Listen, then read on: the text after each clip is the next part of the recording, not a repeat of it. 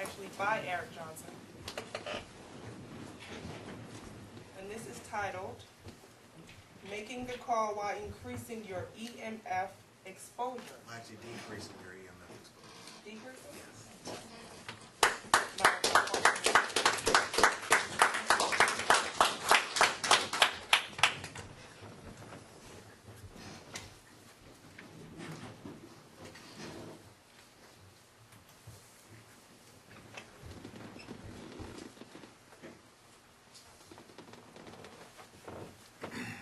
There's much to be known.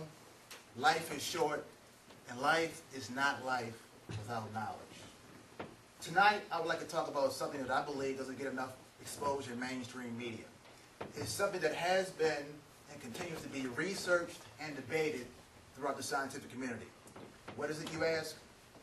It's the potentially harmful effects of long-term exposure to low-level electromagnetic frequencies, or EMFs, as they are often called. That is, every time we use our cell phones or carry our cell phone in our person, we are being exposed to low levels of electromagnetic radiation. Cell phones and cell phone towers send signals using radio frequency energy or radio frequency radiation, just like radios, televisions, pagers, and other wireless communication devices. Additionally, microwave ovens are an example of a non-communication use of radio frequency radiation. And I pray that no one here is still using a microwave oven other than to tell time. Recently, cell phones and cancer risks have been widely studied by researchers in the U.S. and abroad. Overall, the evidence does not indicate that cell phones cause cancer. However, there are various studies, particularly from Swedish researchers, that found suggestive evidence linking cell phone use and cancer. The Swedish National Institute for Working Life completed a massive study in 2006 on the cancer risks from cell phone use. The study looked at 2,200 cancer patients and the same number of healthy ones to see if any sort of connection could be drawn between specific cancers and heavy cell phone usage. The answer was yes. The researcher who led the study concluded that heavy users of cell phones had a 240% increased risk of incurring a malignant tumor on the side of the head that the cell phone is used the most. Now, one thing to keep in mind about this particular study is that heavy cell phone usage is defined as anything above 2,000 hours, which works out to be 1 hour per day, every day, for approximately 6 years.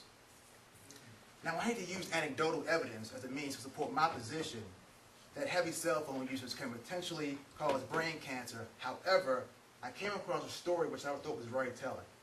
It involved a patient who had a brain tumor removed, and he was interested in supporting his convalescence and general health through nutrition.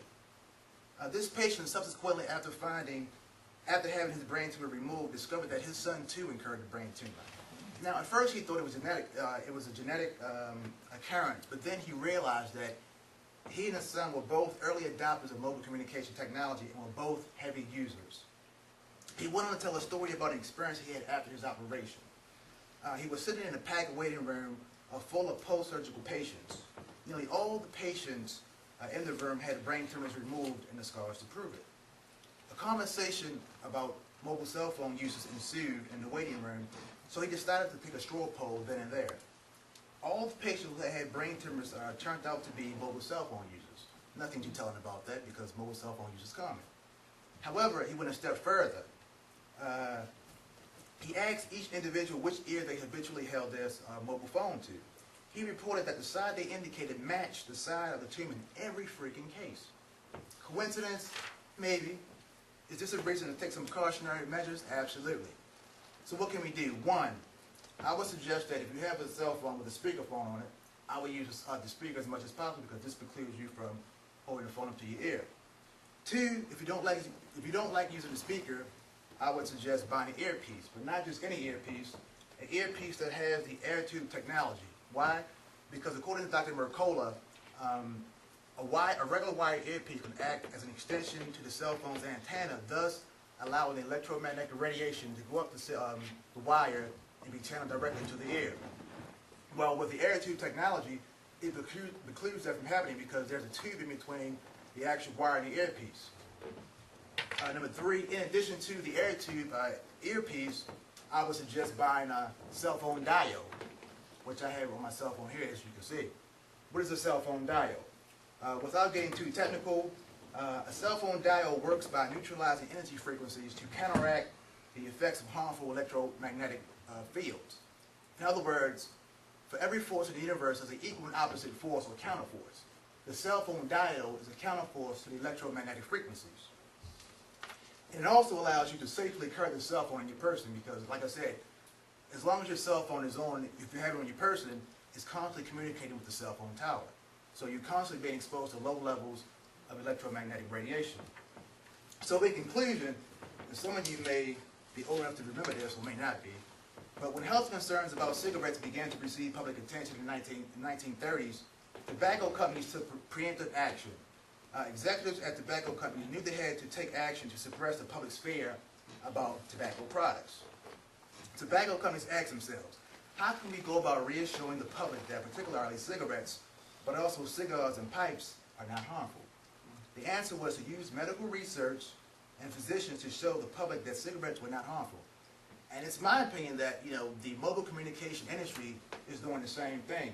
And so hopefully I have convinced you all that, there is a potential danger in using your cell phone without using a proper earpiece and also a cell phone diode. And I really believe that, maybe a decade from now, that the mobile communication industry is going to have to come clean, just like the tobacco companies did years ago, and actually admit that there is a potential risk of incurring brain cancer from high usage of cell phones. Madam Toastmaster?